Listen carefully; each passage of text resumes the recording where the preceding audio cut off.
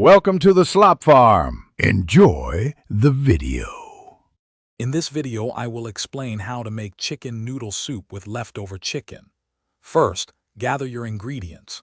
Begin by creating a rich broth using any leftover chicken bones, simmering them with water, a bay leaf, and a few peppercorns. This foundational step is crucial for a deeply flavorful soup.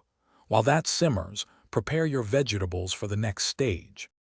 Once your broth has simmered, strain it and discard the solids. In the same pot, sauté diced carrots, celery, and onion until they soften, about 5 to 7 minutes. Now, add your shredded leftover chicken to the pot.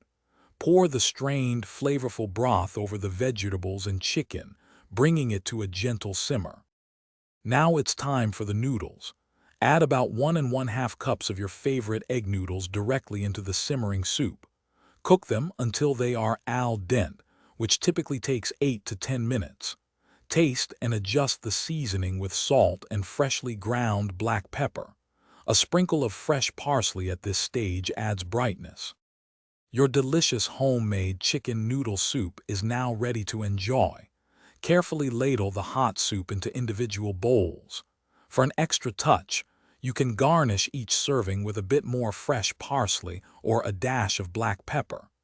This comforting meal is perfect for any day, and it's a wonderful way to use up that leftover chicken. Thanks for watching.